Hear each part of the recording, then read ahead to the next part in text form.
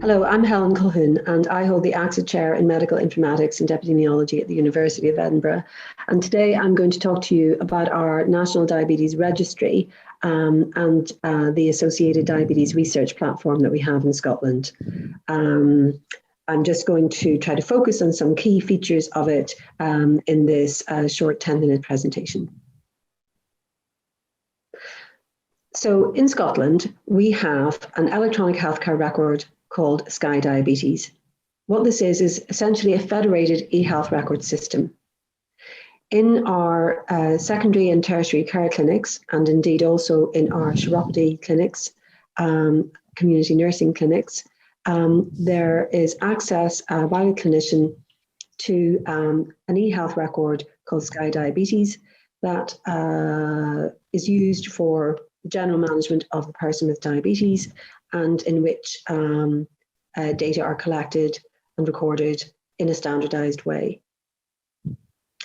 In addition, the database into which such data flow is also populated on a nightly basis by an upload from every primary care practice in the country of key fields from anybody who has a diagnostic record, a diagnostic code for diabetes in their primary care record.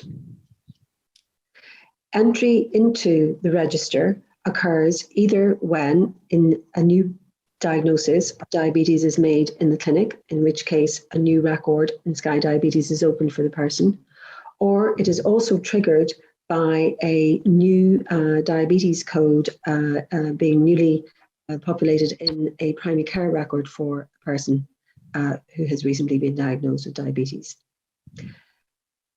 These data are technically held at health board level. Our healthcare system is organised into 14 health boards, but in reality, the underlying database is really a federated database that one can run a query across all of the data from all of the boards simultaneously. And indeed, such queries are run on an annual basis, for example, to support our national diabetes audit. And we produce a report called Diabetes in Scotland from that, in which we report on things like attainment of HbA1c targets, blood pressure targets, food screening, retinopathy screening, and so forth. An important feature of the system that's recently been developed is a dashboard where the clinician can actually get summaries of their clinic's data with comparisons to national attainment, for example.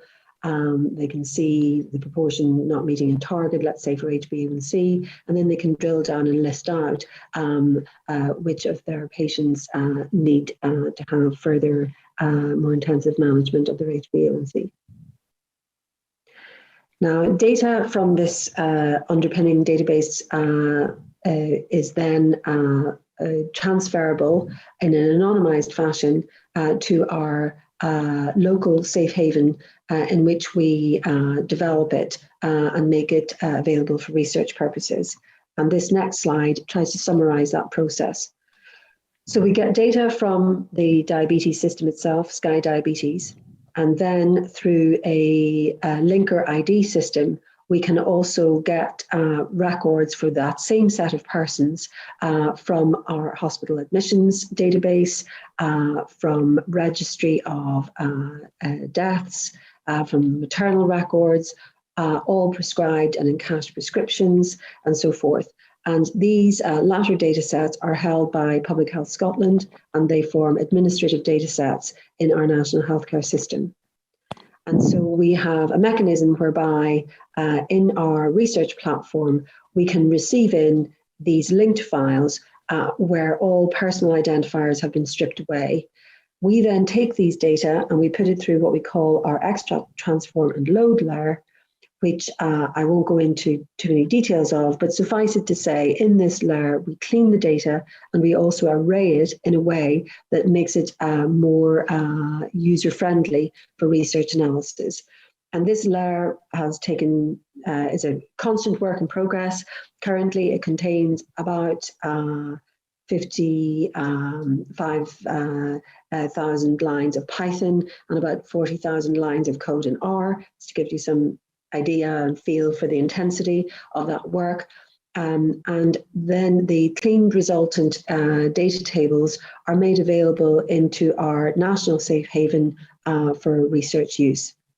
And if you're going to build such a layer underneath your diabetes registry, I would advise you that a very key point is that you must have in this space a means whereby there is constant interaction between clinical epidemiologists who understand the provenance of the data and software developers and programmers who can array it properly, and analysts who are going to be actually crunching the data for data reports.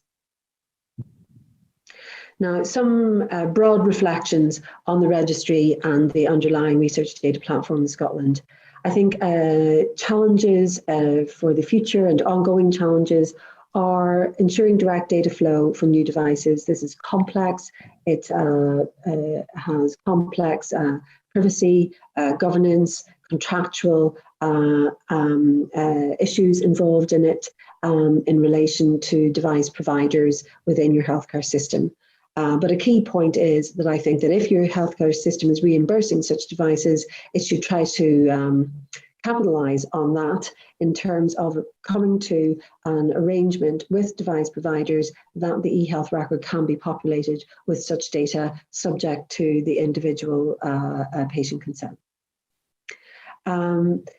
Another aspect which is of growing importance in the future is the ability of people with diabetes to submit their own data into the system. We do have such a portal, it's called My Diabetes My Way. A patient can register to say that they want to be part of this. Then they can view their own individual data, see how their results compare to the average of their peers. And they can also actually submit some of their own data, for example, from Dexcom devices or similar. More broadly, I would say it is very important to have stakeholder involvement. We do a lot of work with people with diabetes themselves, with diabetes charities, to show them the usefulness of the data and how it influences individual patient care and how it influences government investment in the care of diabetes. We also have very formal structures that reflect on the use of these data, view it on a very regular basis in essentially the equivalent to Ministry of Health.